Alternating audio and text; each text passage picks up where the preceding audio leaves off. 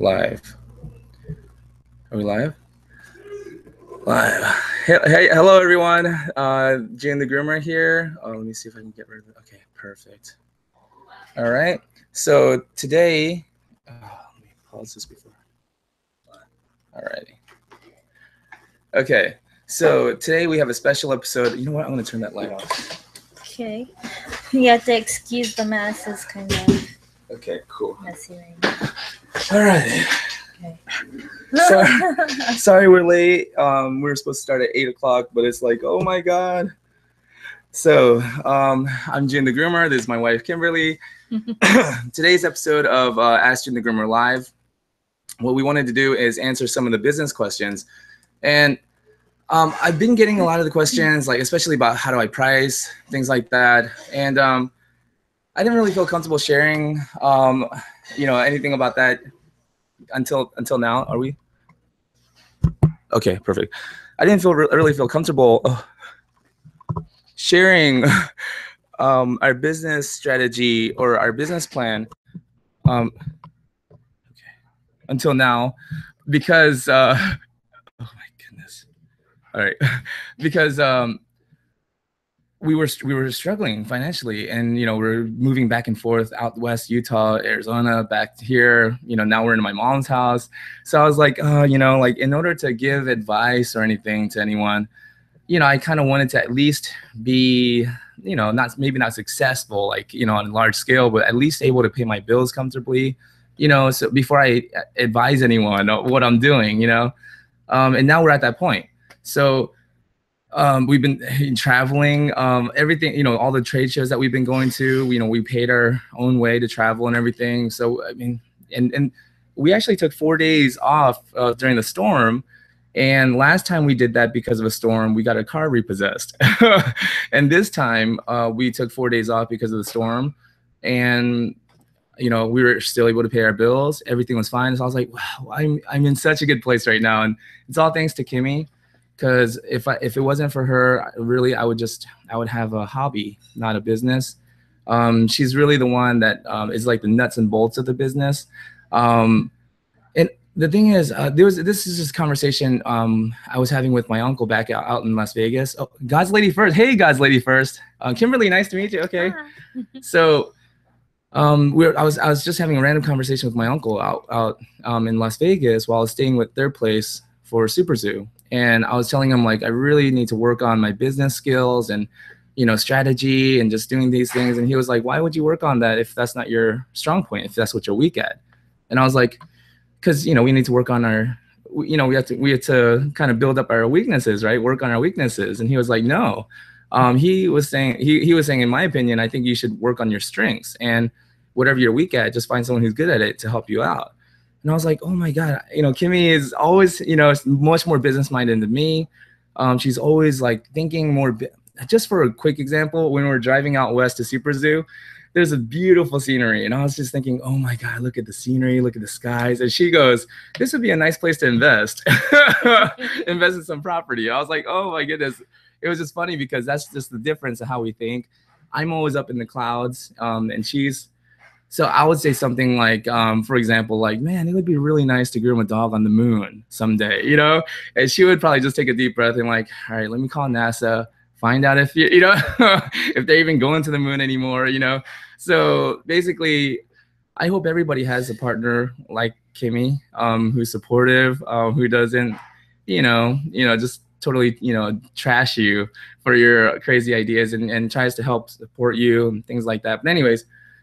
That's her strong point, is the business. The reason why we're booked out for the rest of the year, taking appointments in February, and not really able to take any new clients at this point, it's all because of Kimmie. So we'll have Kimmie. Leon,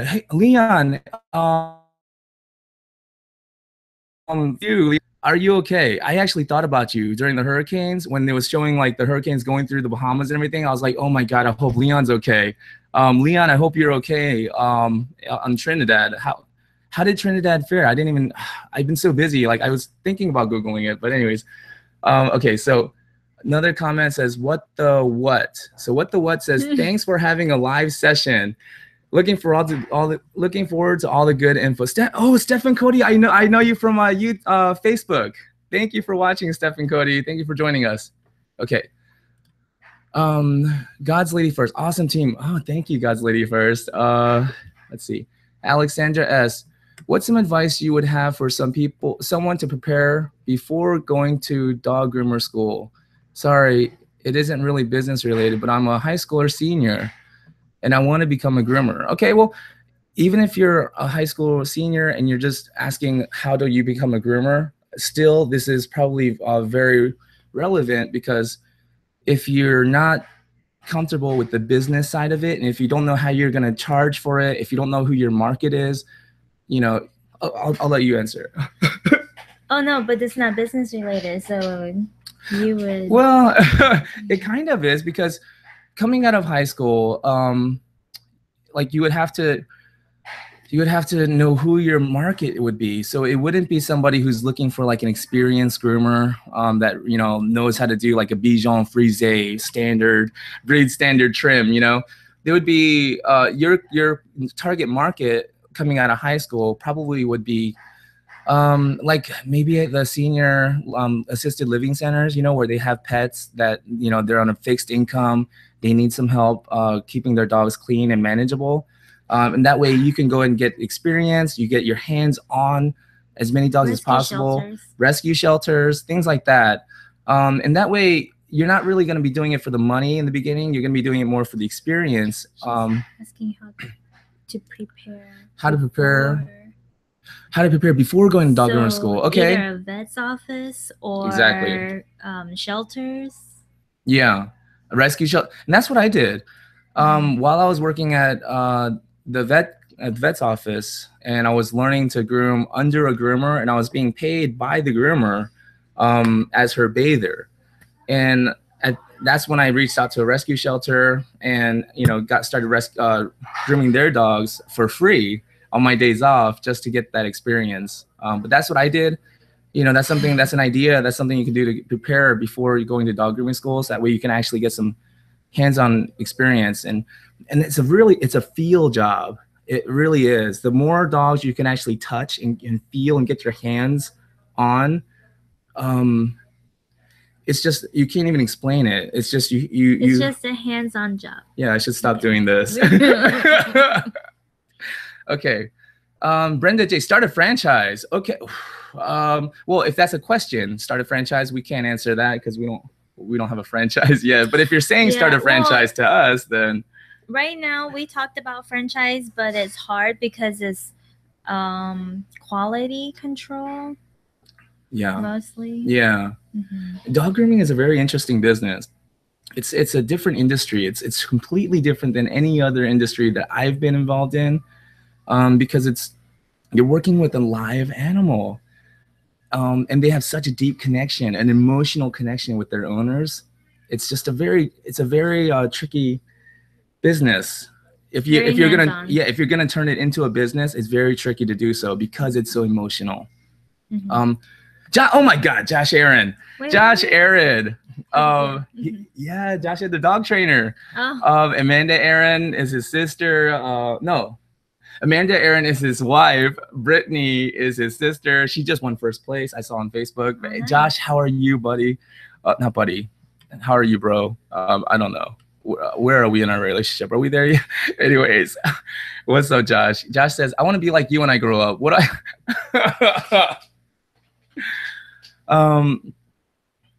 I guess just make as many mistakes as possible. Early. Yes. Fail early, fail fast. Yeah, fail often. That would be my advice. As long as you learn from it. Exactly. So don't fail repeatedly, I guess. But people ask us all the time, like asking, like, hey, you guys have such a great relationship. You guys look so happy all the time. What is your secret? And I tell them, my best relationship advice that I have is don't give relationship advice. Because what worked for us, I mean, seriously, I would never advise my daughters to do what we did. I would never advise anyone I cared about to do what we did. But anyways, What the what says Kimmie, my husband is the groomer and I bathe and advertise for. Wow. Um, do you handle his marketing? If so, what tips do you have? The only marketing we have is by word of mouth. We have not paid for marketing. Mostly because we couldn't afford to. We didn't have the funds to. So we had no choice. Our only option was word of mouth. Right now, marketing, we market by Facebook, social media. There's Instagram, Twitter, word of mouth. Really word of mouth. It's really word of mouth. Yeah. It's that trusted friend telling the other friend, hey, you got to try this guy. Mm-hmm. That's it. The key is to, I guess, do your best all the time, be consistent. Yes. And I mean, that's all the marketing you need to do, really. And here's the tip on being consistent. Just be genuine. Just be yourself, you know, and I kick myself driving away from the customer's house all the time. Like, why did you say that? You're such an idiot. But the thing is, that's why my clients kind of like me, you know, because they have a laugh after I leave, you know, like, can you believe he said that? But anyways, in order to be consistent though, because if you're being fake, like fake nice, or, you know, if you're putting on a show kind of, it's hard to be consistent because some days you're not going to be having a great day. So in order to be consistent, just be yourself. That's the easiest way that I can. Anyways, Leon Harewood. Leon, man, we didn't get any rain. What? We're the southernmost island in the Caribbean, so we don't really get hit from the hurricanes. I'm ignorant. I'm ignorant to a lot of things, except, you know, when it comes to grooming. You learn something new every even grooming. day. Oh my goodness. I think the more I learn about grooming, the more ignorant I feel about grooming. But anyways, and when we started this YouTube channel, man, I felt so, I'm going to teach people. So anyways, Wilma Bellardo Shaffrey. I just love your videos on YouTube. I learned to groom my Caton de Tulier, watching you on Small Dogs. I'm not a groomer. My dog was hands-on learning. Thank you. I'm still a work in progress.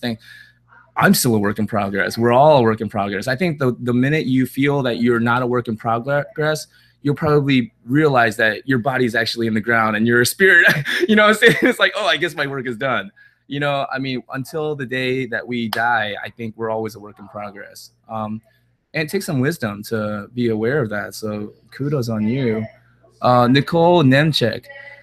How many dogs do you groom in a day? I'm still new and feeling the demands from the company I work for to groom more dogs, but I don't want to sacrifice my quality. How do you do it?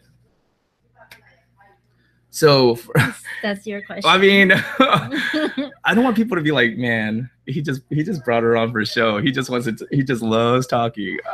No, it's not like that. Oh man, but let's see here. How many dogs do you groom in a day? So I groom about 2-3 dogs a day. When I was at a grooming shop, about 4 or 5 was my max. Anytime a salon that I was working at would schedule more than 5 dogs for me, I would start to get upset. Because it gets into your quality. Exactly. And I would tell them I'm fine with making less money, because they would always use money as the motivator. Like, you know, that's your money, you know, you can make more. I'm like, I'm fine with how much I'm going to be making with just 4 to 5 dogs. Okay. Like, let me deal with that. I don't want to sacrifice my quality, you know, because if you always do more than what you get paid for, eventually you will get paid more for what you do. Mm-hmm. And several people have quoted that. That's I don't even know whose original quote that was. T. Harv Eker says that. Tony Robbins have said it. So many people have quoted that. So I don't even know who originally it comes from. But if you do, and it's absolutely true, if you do more than what you're paid to do, then every day, every single time, then eventually you'll get paid more for what you do. And that's the thing. And also, how did you do it? Sometimes I got fired. Sometimes I left. Sometimes I quit. Like, if you look at my resume, it looked like I couldn't hold a job. No, but the thing is, if it's not right for you, exactly, why stay? Exactly. Because the biggest question that we should ask ourselves when we're at a job is not what am I getting here? Not what am I getting paid here? What am I getting out of this? That's not the right question to ask, according to Jim Rohn. Jim Rohn says the real question that we should ask is, what am I becoming here? What is this job making of me? And if you feel like it's not taking you in the direction that you really want to go with your career, then you got to get out of there. You know, it's the longer you stay in a job that you feel, in an environment that you feel is not right for you, it's not only unfair to yourself, it's unfair to the people that are there too, because you're only taking up their time, because eventually it's not going to work out anyways. What? That's the best kind of marketing. Exactly. Just doing a really good job every single time. And it's really tough to do sometimes, because I catch myself even sometimes like, this is taking way too long. Let's just skip this. Let's just not do so much of this. It's like, no, because what is that making of me? You know, what does that make of me to do that? And so that's always, and at the end of the day, my question to myself is always, am I proud of myself at the end of the day? Because that's all that matters. Am I proud of myself? Josh Aaron, don't pay for advertising. Let your work do your talking.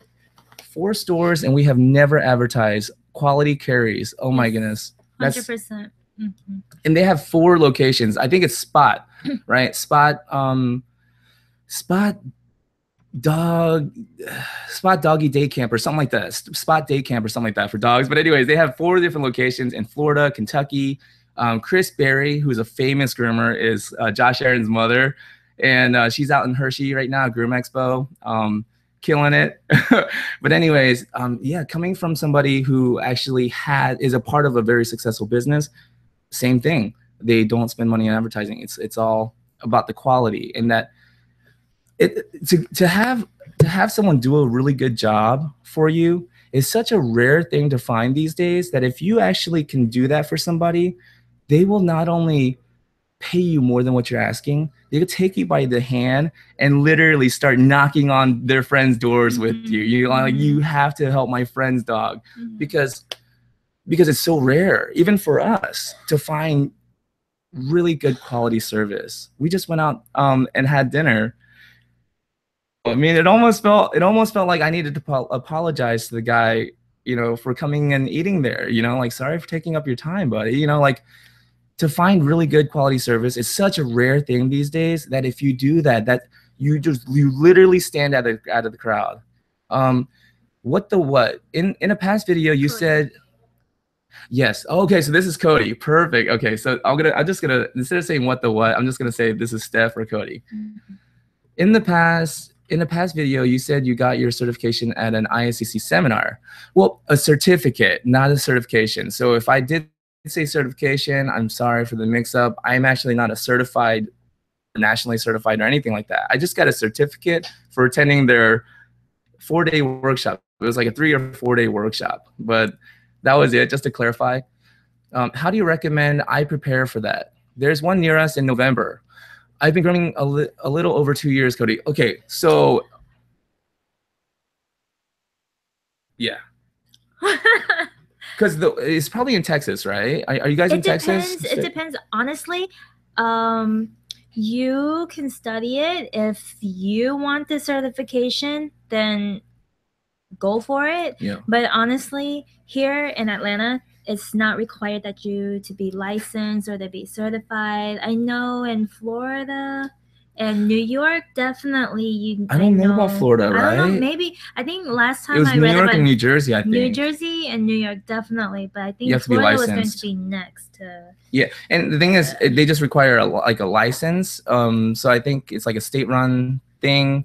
It's not by the ISCC, but I would suggest doing it if you have an opportunity to do it. I haven't done it because I just never had an opportunity to do it. First of all, it's credentials. Exactly. These are all things that make you more valuable. So, definitely. What is it? Like, we get paid. So this is Jim Rohn. Jim Rohn says we get paid for bringing value to the marketplace. And so the more valuable we become to the marketplace, the more we get paid.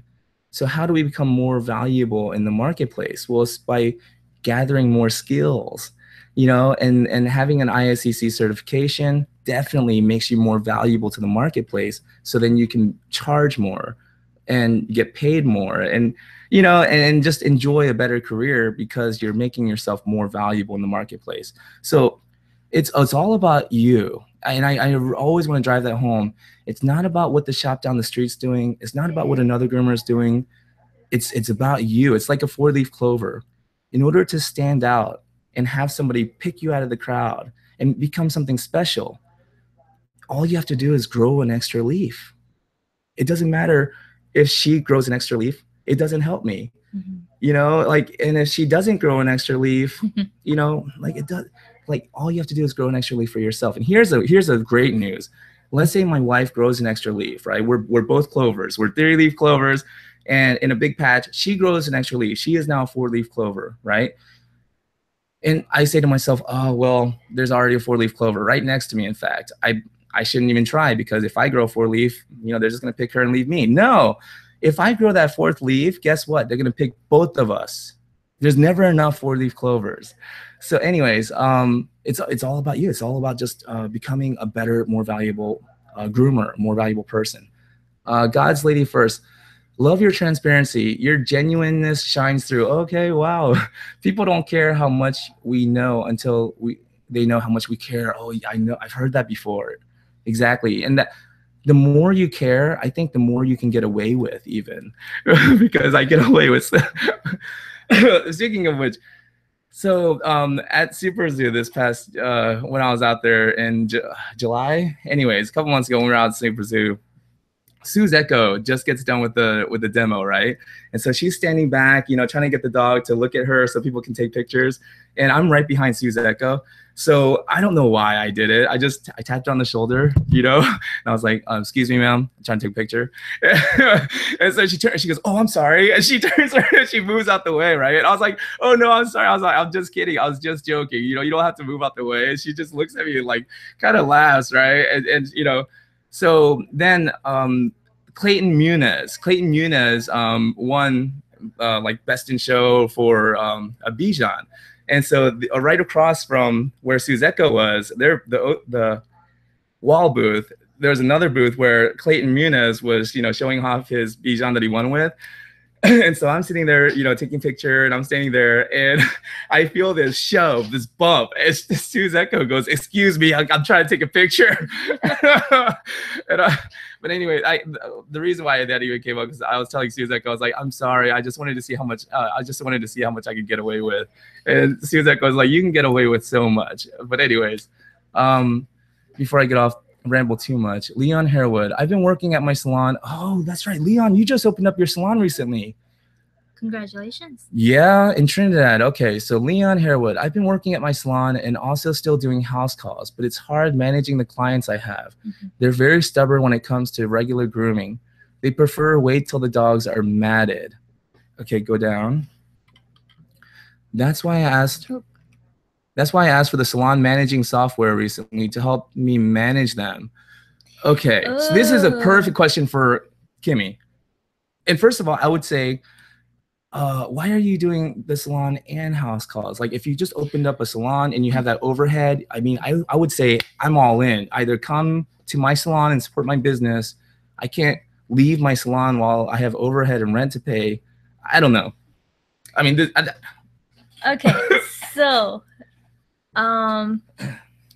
you know, it's great that you have both things going, because yes, when you have a salon, yes, you do have an overhead.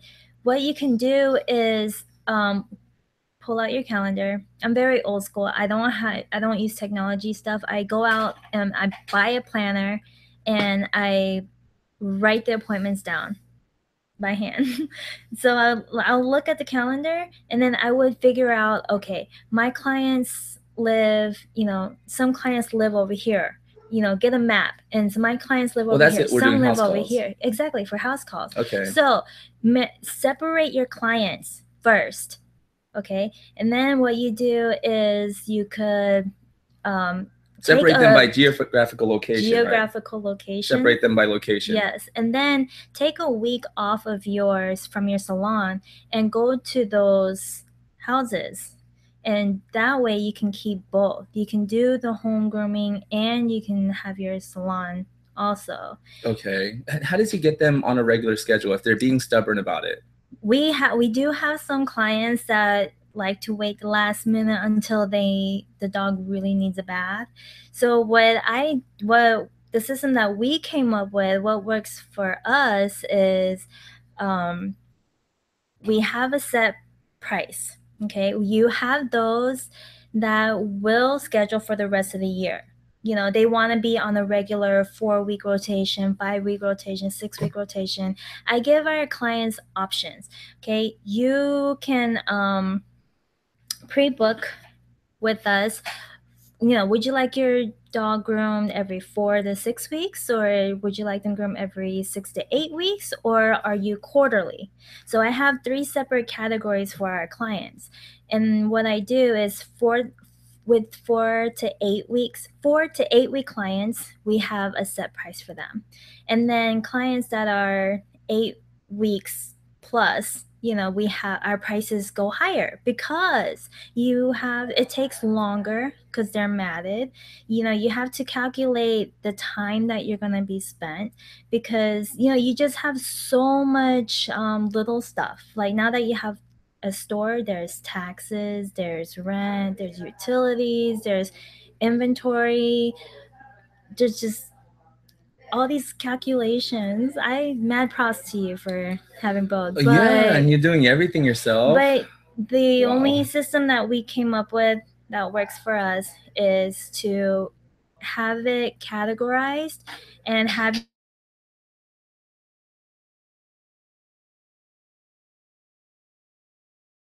what you have to charge. You Yeah.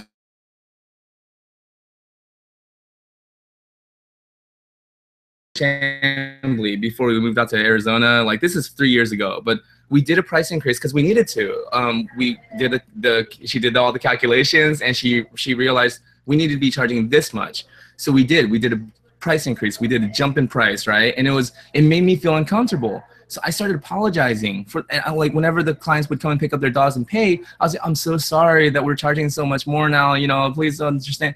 And one of my clients, who is very you know, close, and he gave me so much great advice. He was like, June, you're the only guy I know that could get away with that. He was like, stop apologizing. And I have to admit, we lost a lot of clients because you know, like if you're charging what you need to charge, then why are you apologizing? Was probably the feeling. If you feel good after a groom, then you should feel good about the price too.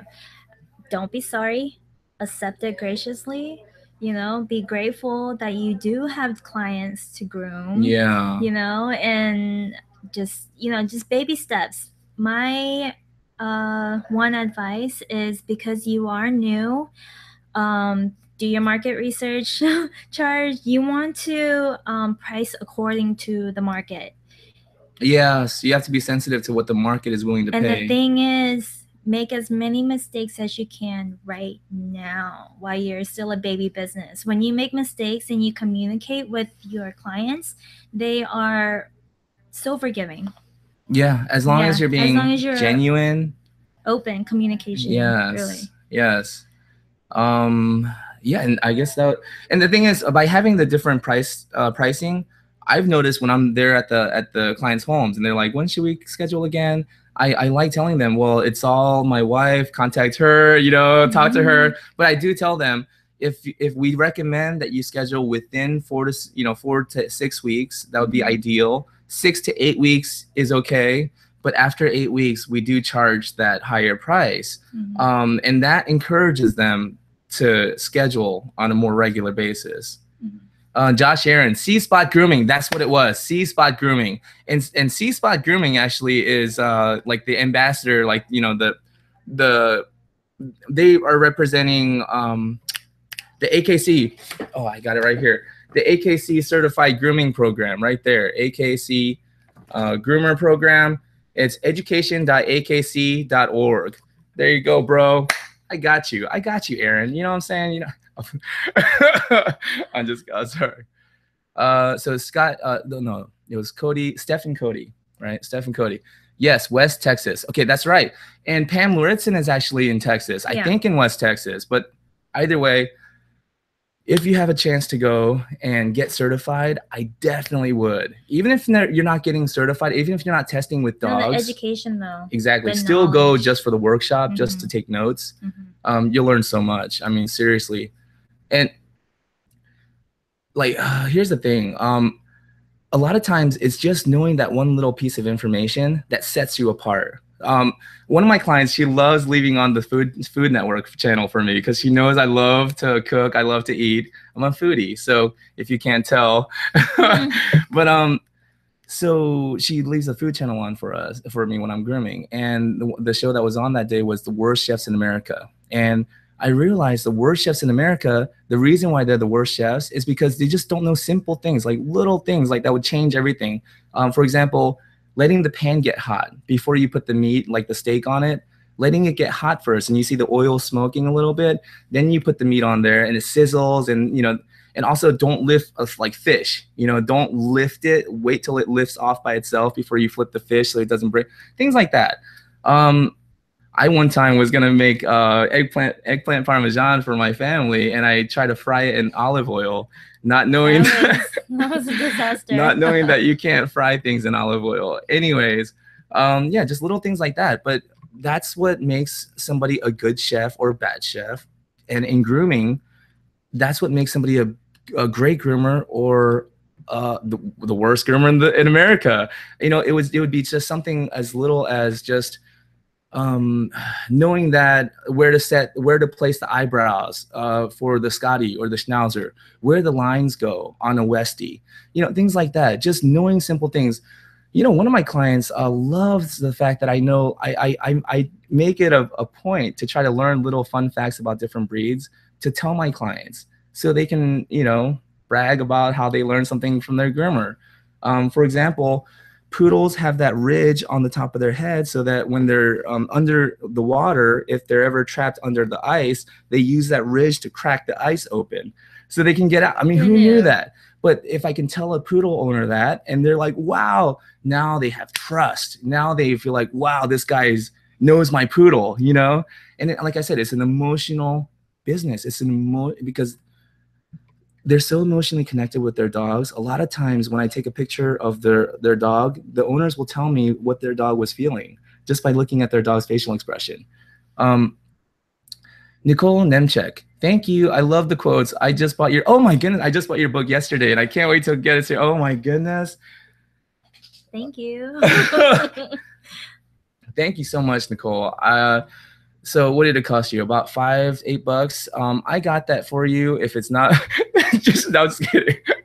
I'll reimburse you if it. I was kidding. Speaking of business. Oh.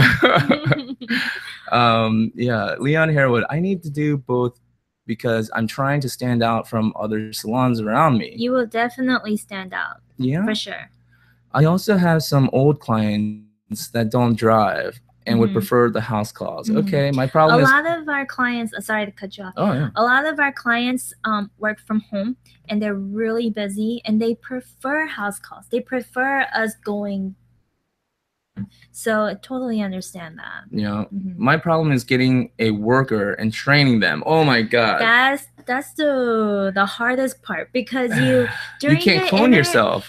The thing is during the interview process, when you're interviewing somebody, it is so tough because they can answer all the right questions. And if you do like a work, what is that called, where they work interview for a week, that week they will be excellent. You can even go a month and you'd be like, yes, I finally found somebody, and then it'll start to from what we hear, if anybody that's ever worked for us, our employees watching this, we've only had amazing employees. So we've only heard about things like no, it's everywhere, and so yeah, I mean, all I can say is good luck because it's hard to find someone that's motivated and that.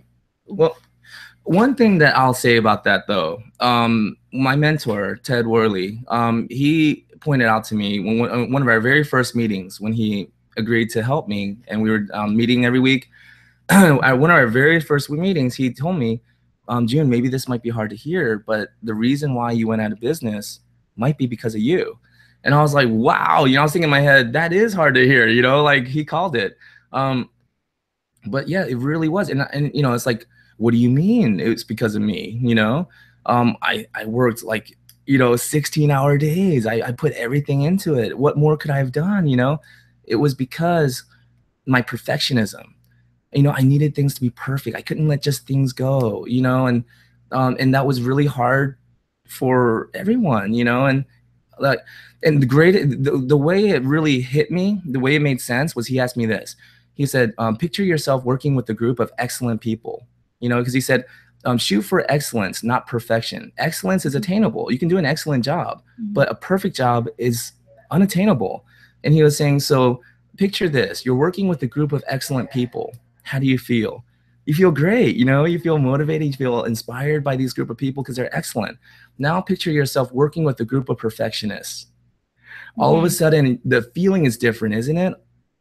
It's you don't want to be a perfectionist. So when you're hiring somebody, leave some room for improvement, and provide some allowances for mistakes, like guide them. Exactly. They're like you have to treat them like a baby and just take baby steps. And the hardest thing to accept sometimes is that they don't care about your business as much as you do. And that's not wrong. That's just the fact. An employee is never going to care about the business as much as the business owner. And so by understanding that and not being mad at it, just understanding and working with that, knowing that this person has a life and they're probably off with their friends. Maybe they had a fight with their girlfriend and they're just not feeling it today. We have to understand that and allow for those days. As employers, we have to be somewhat forgiving, but look for excellence, not perfection, and always look for progress. Is this employee doing better this month than they were doing last month? That's really all you need. And so then you can work with them. And then over the years, if you have mutual respect, mutual trust, then that employee can become like your star employee, somebody that you can trust your shop to run up for a month while you're gone on like a honeymoon or something, let's just say. But it can become that with patience, if you can just stop yourself from becoming a perfectionist like I was. One thought came to mind is, I'm not sure how you start the groom. Like for us, we have a 4-step process. So step 1, build rapport. So have the new employee build rapport with the dog too. Let the dog outside, pee, poop, give it a treat, or let it drink water. Letting them do things. And then step 2 for us is prep the skin. So maybe train the person, let them be more hands-on, because they have to be hands-on in order to learn. Because they don't know what to feel for, what to look for.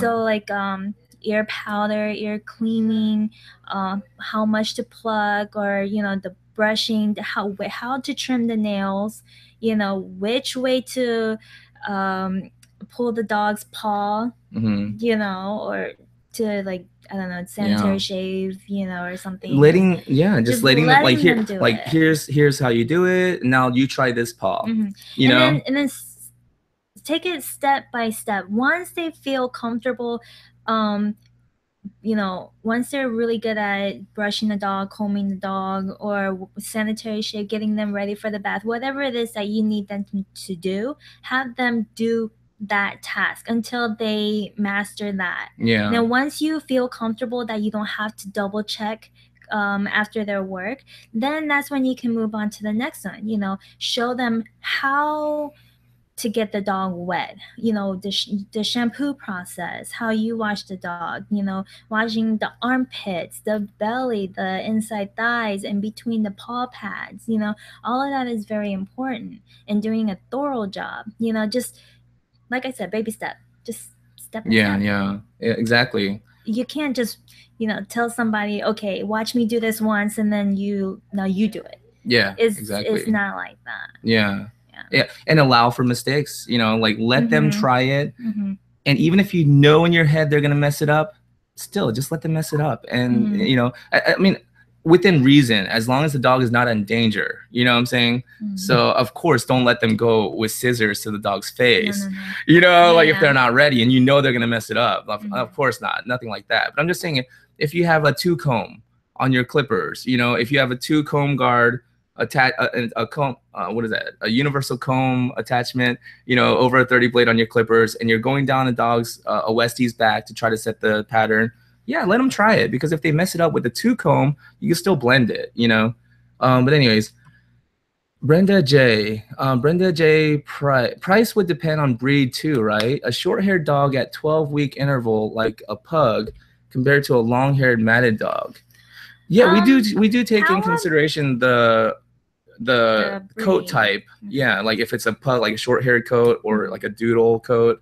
So what you might want to try is maybe categorizing your prices to different coats and different sizes. So you would have small, medium, large, and extra large would be like Newfoundland, the Newfies. Yeah. What's another big one, like Bernese or Bernese Mountain Dogs? Yeah, I mean they can get pretty big. Some of them are pretty big, like Great Pyrenees. Would be considered extra large. And then once you have them, once they're categorized by size, then separate it by the coat type. Is it short coat? Is it medium coat? We call medium coat like a lab or a golden retriever, like that would be more medium coat, and long hair would be your Catons, your Doodles, your Shizus. Yeah.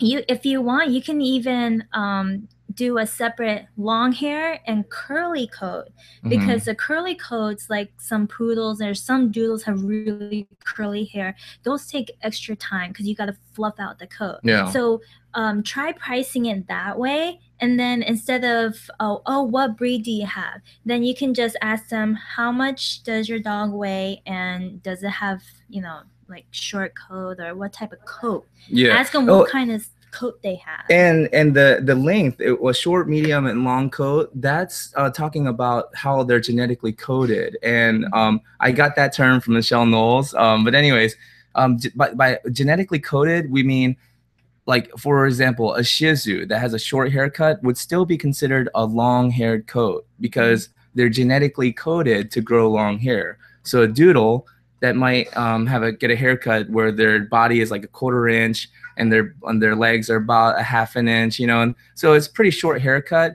Even though they're getting a short haircut and their hair is short, because they're a long-haired dog, we price them as a long-haired dog. And for me, the way I like it is because the reason why we do about 2-3 dogs a day is because we have a daily amount that we go for. And so that's how we price it. Like, how much do we need to make a month? Okay, so how many days do we work a week? Okay, so then how much do we need to make a day? Okay, so then how many appointments can I do in a day? Okay, well then how much do I need to charge per appointment? So for example, if my daily goal, let's just say my daily goal is $200 or $300 a day. That's how much I want to make. Well, then if I can only do 2 or 3 appointments a day, that's how I'm going to price my appointments. And yeah, like you might feel the way I felt at first, like, oh, is there anybody that would actually pay me that much to do? Yes, if it's worth it. If it's worth it to them, then they will pay. Leon Harewood, thanks for the zoning advice. My girlfriend always told me to do that, but it's very hard to get them entwined. Yeah, and then here's the thing: you got to stop. Once you stop trying to control people's behavior, your life will get much easier. The thing is, what you can do is send them out an email or a text. Hey, I'm going to be in your area this week. Does just honestly, sometimes what you have to do is just pick a date for them and just, would this date work for you? Yeah. You know, If and I don't just hear back, I'm ask showing them. up. That No, and the thing is, if they don't reply back, then move on. You have to really consider, do I really want this client? You know, is it going to be worth my time to always have to fight with this person to, you know, get on the schedule, you know? Yeah. And so it is very hard. And that's every time a customer would fall off the schedule, it would be so hard for me not to take it personal, you know, because like we said, it's an emotional business, but it goes both ways. It's not just emotional on the client side, you know, the dog owner side. It's emotional on the groomer side too. We get emotionally attached to these dogs and to our clients. Let's be honest, you know, most groomers are people pleasers. We like people, so, and we love dogs, and so sometimes it's really tough to, you know, it's really tough to swallow sometimes when you feel like you've lost a client, you know, you almost feel like, oh, they broke up with me, I'm not good enough, you know, but oh, why isn't this client calling me back? What did I do wrong? A lot of times has nothing to do with you. It has nothing to do with you. Like sometimes they're busy, they miss your email. Sometimes they travel a lot and they don't know their schedule that far in advance. Yeah. So they're, you know, we just have to be consider all things. And you know, if you happen to be busy and they call you, hey, can you squeeze my dog in? You know, my dog really needs it.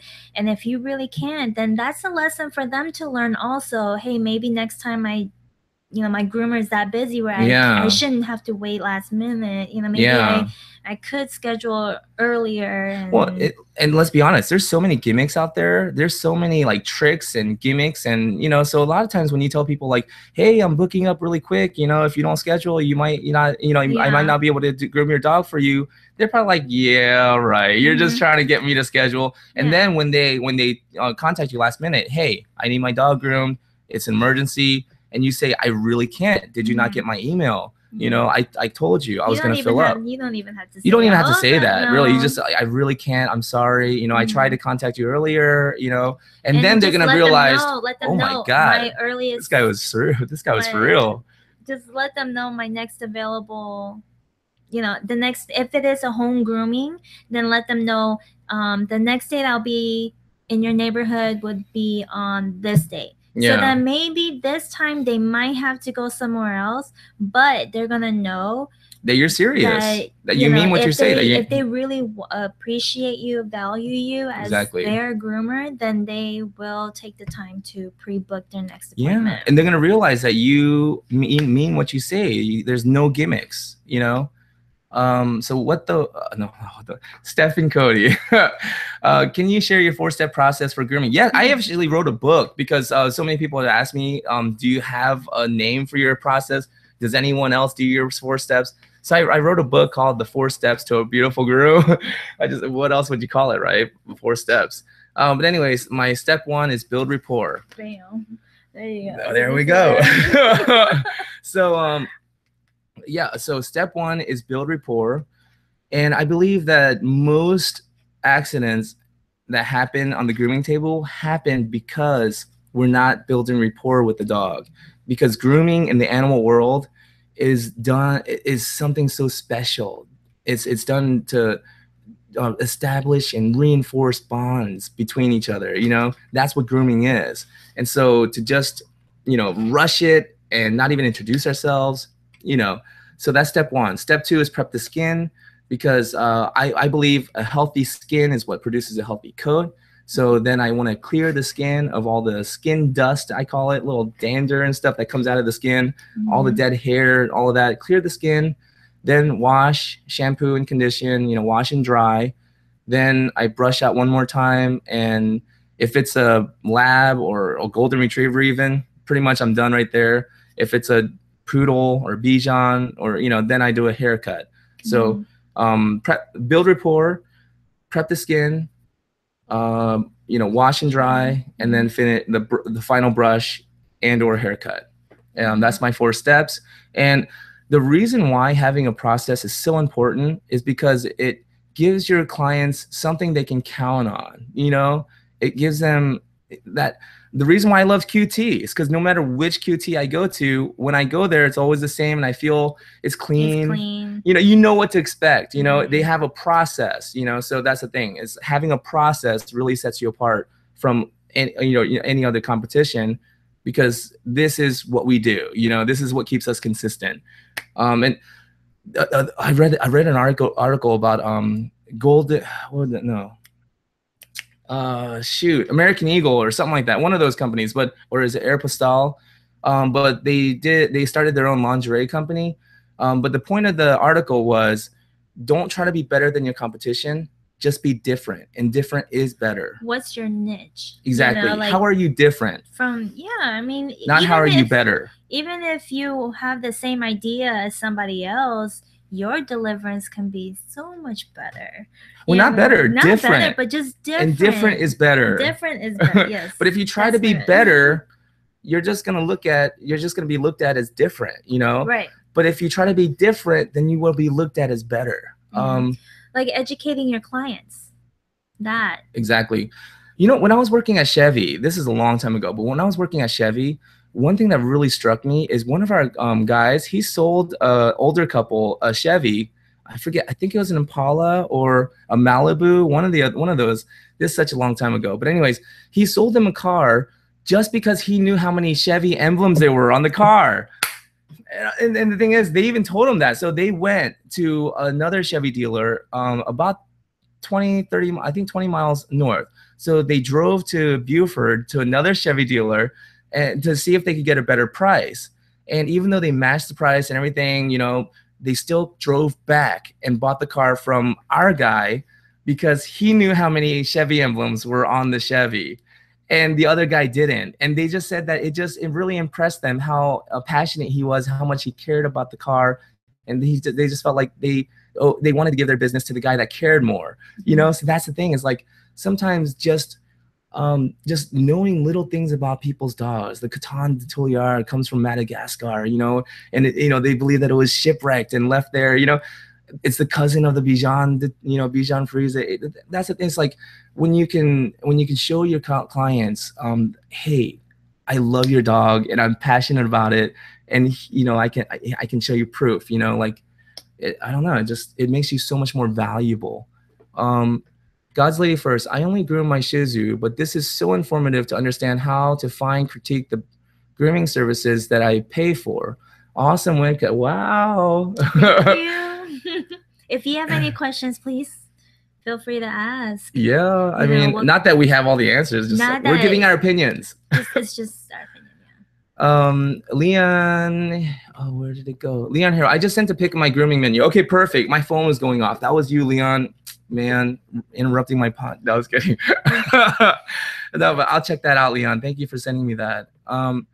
Tiara Shed, how do you, as a new groomer, go into a salon that has their prices set already, but you know your hard work and quality deserves way more than what they're charging? Maybe that salon's not the right salon for you. But if you're a new groomer, just take advantage of the situation and learn as much as you can. And, you know, just forget about the prices. I could be making more somewhere else. I could be doing better by myself.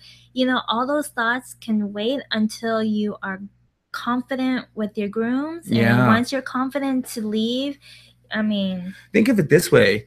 Rather than paying a school thousands of dollars to get training, you're actually getting paid as a new groomer to get hands-on training. A great way to look at so it. Even if you're getting paid minimum wage, I mean, still it's better than paying a school. Right. You know, you're getting paid at least. You're in actually a perfect position, because if you okay, so there's another quote from Jim Rohn. Always do more than what you're paid for in order to make an investment in your own future. So I repeated that for the past 7 years to myself. I would like chant it to myself, you know, sometimes, because I had to remind myself, don't feel bitter, don't feel resentful for how much I'm getting paid. Always do more than what I'm getting paid in order to make an investment in my own future, right? And in 7 years, it actually came true. And here's the thing. Jim Rohn also says, I like this guy thinks Jim like a cult or something. No, I'm sorry, but it's just that he just gave so many great little pearls, little quotes. But here's another one. If you will just forget about the pay and just serve your client to the best of your ability, they will take you by the hand and open doors for you that you never could have opened yourself.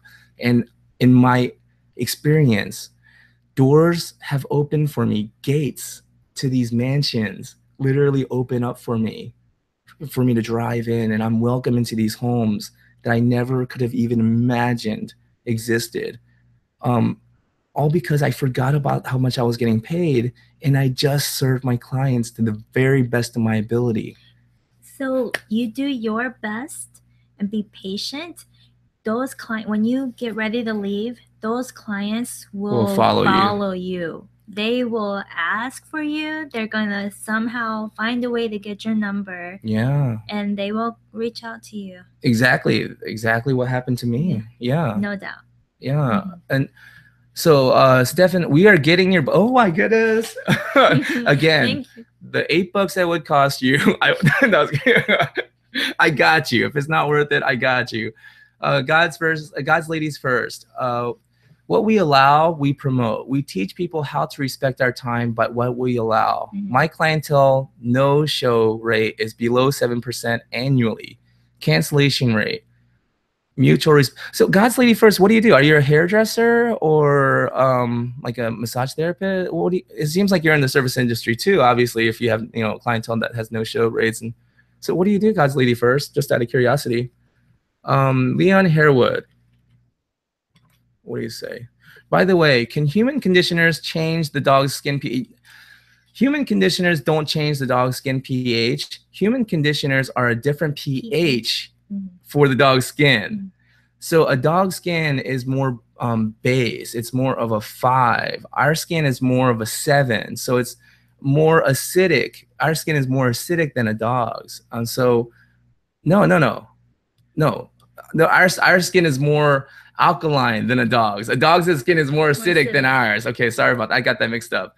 Okay, but what happens is when we use human products on our dog's skin, it strips their acid mantle, and an acid mantle is just a fancy word for their protective layer of oil. It strips that off, and by stripping it off, they no longer have protection. Their skin and their hair no longer have that protection, and so bacteria and fungus and dirt and dust and everything just collect.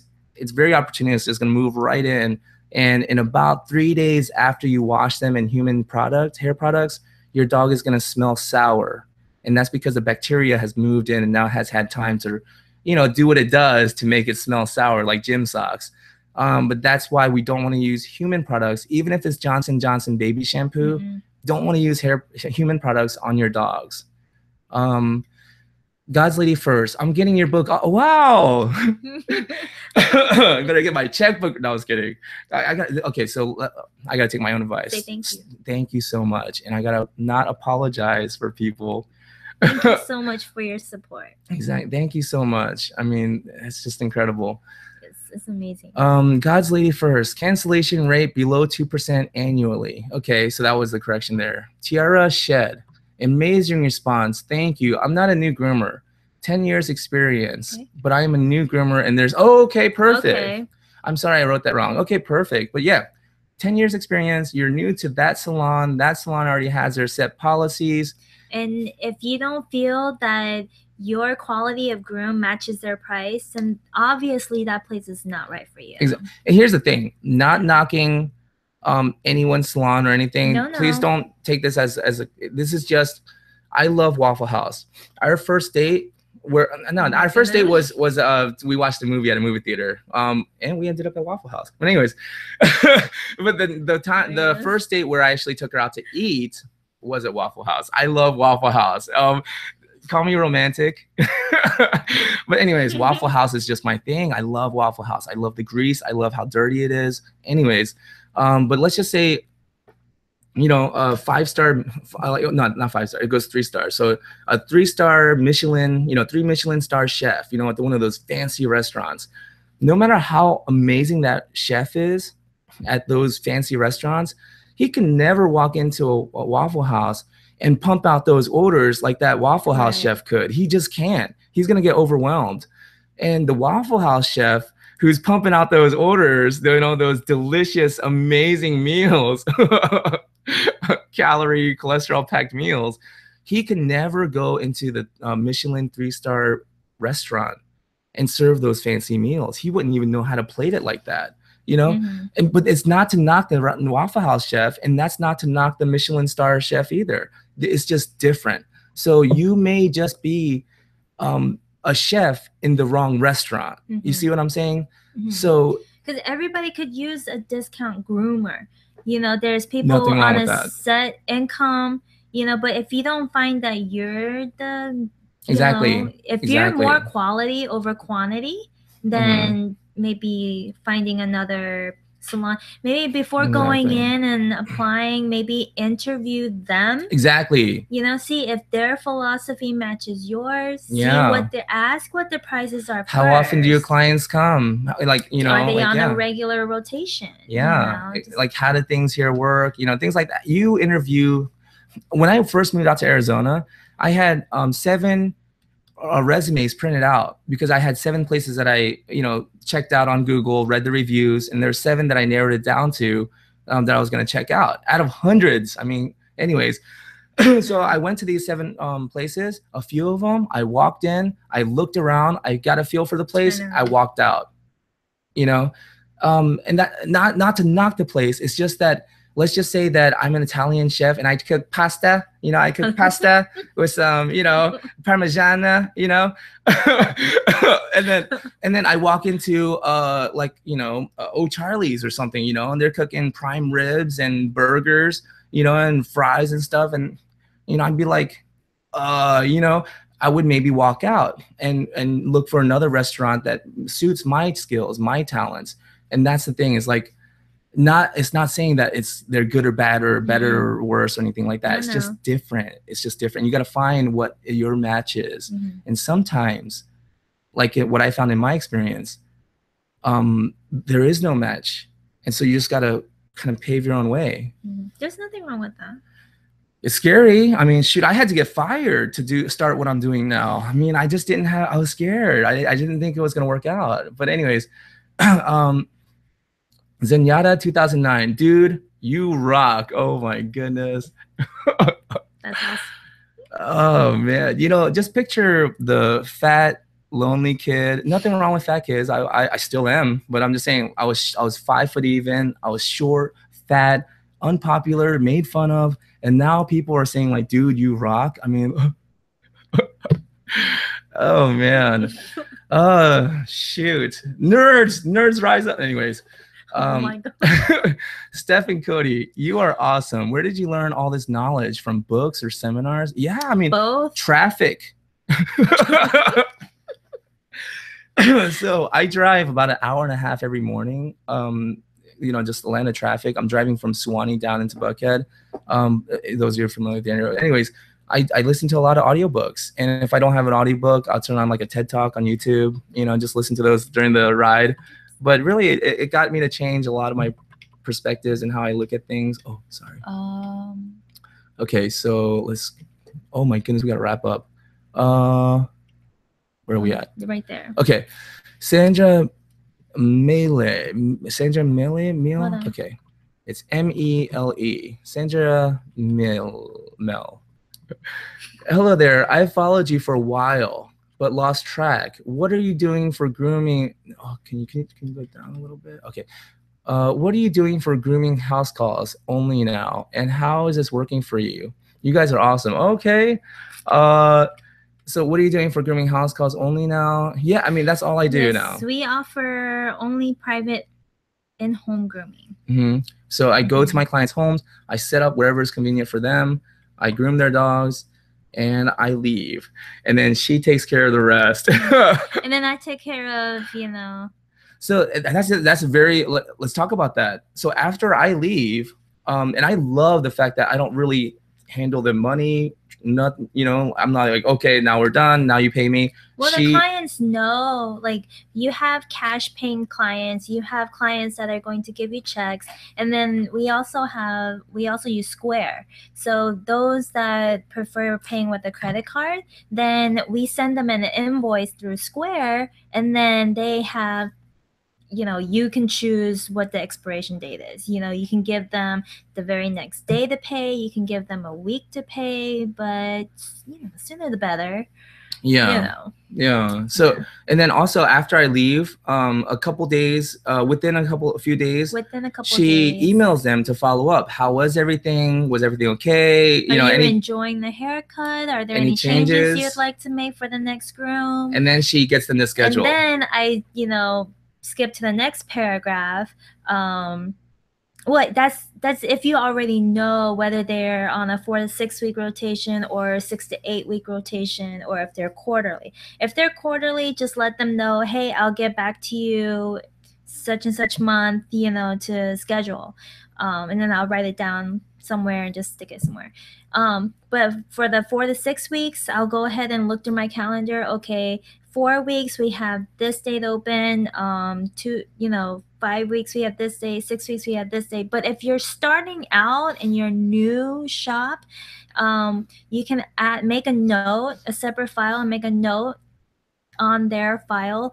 You can ask them, how long do you like to go in between the grooms? Then that way you have a better idea of, when to schedule their rotation. And also ask them, is there a day that you prefer, a time that you prefer? Because then that way you can say, oh, we have clients that say Monday, Tuesday, Wednesdays work good for me anytime. So then I'll go through, okay, their next rotation is 5 weeks, so I'll count 5 weeks out. Monday, Tuesday, Wednesday, these are the dates we have available. And then just list some days. Please let me know what dates work best for you, and the email like that. It's pretty simple, nothing hard. Yeah, and that's the thing, is like, she's friendly, and to the point, and she wraps it up. For me, sometimes I have trouble. I'm just like, oh, and I love dogs, and I love you, and I love people, and I love, like, come on, guy, let's wrap it up. you have to understand your clients too, because some clients they love talking with you. They want to know like what you did over the weekend, and some clients are busy and like the short, to the point email. So knowing who your clientele is, catering to what they like, and just it's an individual relationship. Seriously, like your group of friends. Like, I'm sure you don't treat every single one of your friends the same. It's individual. So God's Lady First, mental health educator, coaching, and case manager for community organizations. Wow. No show cancellation rates will disqualify raises. So I focus on quality service. Have business plan for transitioning. And having a business plan. Yeah, having a plan. Right. Seriously. Mm-hmm. And writing it out, writing it down. Yeah, exactly. Mm-hmm. Leon Harewood, I would like to meet up sometime next year at a seminar or a grooming expo. I think next year the only one that we're really planning on going to is the Atlanta Pet Fair here in Atlanta. Super Zoo. Maybe Super Zoo again. Out in Vegas. That's in July. No, but they changed the date. I think they're gonna do it earlier, like in June. Okay, so I think it's gonna be in June this year out in Vegas, Super Zoo. So I'll be at Super Zoo and I'll be at Atlanta Pet Fair, but I think that's about it. God's Lady First, into retirement business. Okay, so awesome. So she does like community that's awesome. Coaching. Dottie Kendrick. Hey June, hope all is going well. Listen, I have an older dog. I'm afraid to groom her because she acts old, scared to be touched. That topic we can cover next week. Yeah. Let's because we have we'll cover that topic next Saturday, because we have other clients who have dogs that are with health not health issue. What is it? No. That have issues with being scared. So that'll be a whole nother topic itself. Yeah. I just did a dog the other day. Okay. Stephen Cody says, Leon, we would love to meet up with them too. Super Zoo drinks on all of us. Oh wow. Seriously, I'll take you up on that. Don't chase me. Jinx for all of us. Yeah, Jinx for all of us. June got the tab. Oh, I should have read it before June got the tab from all these book sales. I like Just that. kidding, but would love to meet up with you guys. Of course. Let's make time to do that for sure. Shaitana, hi June. I'm not a groomer. I just randomly stumbled upon your videos one day. I love your energy and your passion for your work. It's very infectious. Thanks for sharing what you do with everyone. You're welcome. I mean, it's my pleasure. It's my pleasure. Dottie Kendrick, is this normal? The dog is 13 years old. Yeah, the older, at 13 years old. Yeah, in my opinion. Because I mean, I know that the formula has changed a little bit, but I mean, you know, it's still kind of in the ballpark. But let's just say 13 times 7. What is that? 91 years old. Yeah, I'd be a little grouchy too. Shaitana, infectious. Yeah, I knew what you meant, Shaitana. Leon Harewood. Sure, what sounds good to me. It's Cody and Steph. Leon, get her. No, let's see. Israel Garcia, your videos have helped me a lot with my Shih Tzu. Thank you. You. Kurt Suter, message retracted. Okay, we'll be like that, Kurt. Josh Aaron, I knew you were my kind of person. Waffle House peeps, you know. Josh, oh my goodness, that's what I'm talking about. Josh, Waffle is the best when you're drunk. Yeah, and we haven't done that in a while. Yeah, oh my goodness, we can meet up and go to Waffle House. No. Okay, Dottie Kendrick, wow, didn't know I was normal. Thanks, I'll be there. Okay, didn't know it was normal. Okay, wow, didn't know it was normal. Thanks, I'll be there. Okay, so didn't know I was normal, because you are normal, Dottie. No, I was kidding. What is normal? We might not be normal. Exactly. I take pride in the fact that I'm not. All right, but yes. So, oh my goodness, we like 14 minutes over. Thank you guys so much for joining us for this episode of Ask Jun the Groomer. If you have any other questions, you can email us, or this was pretty fun too, so we can do another like business Q&A. If you like, I don't know. Like Leon, if you Leon, if you get stuck or need any help, I can do my best to try to help you organize it. Exactly. God's Lady First Ella. Awesome. Thank you guys so much. Tiara Shed, when will you do live taking questions again? We'll do it next week, because next week. So today, the reason why we're able to do this is our girls are actually at like a kids event. They're doing like a pizza party and all this stuff between 6 and 10. So we actually have to go pick them up pretty soon. And then next week they're doing a painting party. So they're gonna do like painting and all this stuff. So we'll from 6 to 10. So maybe next week we'll go ahead and do another one of these next week. Yeah, but I have so many videos that I have ideas of, like the Super Zoo video. So here's the thing, driving back from Super Zoo, I guess like the camcorder I'm using right here. Oh, sorry, honey. All these like wires attached to it, like an IV. It's on life support.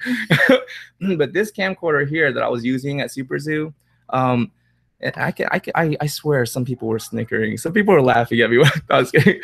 But I guess it's just old and it got overheated or something, but I couldn't access the video files when I got back, and I was like, oh my goodness, freaking out. So finally I emailed the lady named Kathy. She's running the media team there, and so I emailed her, let her know what happened. I was like, I'm so sorry, I made such a big deal I bragged about how I was gonna make this awesome video. And I was like, I can't even access the files, I'm so sorry. And she was like, no big deal, and so anyways, now I've actually I got in, I was able to access the files, so now I just have to make time to edit and actually make the video. And the cool thing is, I'm almost more motivated to do it now that she said it's okay and the pressure is off to make it. Like, they're not even expecting a video from me. I'm like more motivated to do it now, because I don't have to, like pressure's off. Yeah, exactly. But anyways, let's see here. Tira Shed says, sweet, thank you both. Have a wonderful week. Thank you guys so much. It's been really awesome. My wife here, oh my goodness, my wife. That's for after the next live stream after this. Radar. Oh man. Thank y'all for your videos. We have learned so much from y'all. Awesome.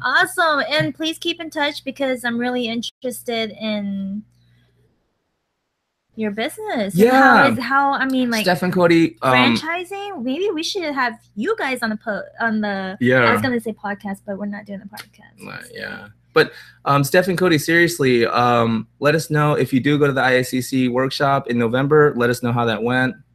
Message me on Facebook because I get your Facebook messages. Awesome. Good night, everybody. Or good morning. No, it's good night. Well, it's good night for us. It's good night for us. Yes. Tips you've given are definitely transferable. Nice. Well, remember us when you get big. No, Oops. Okay.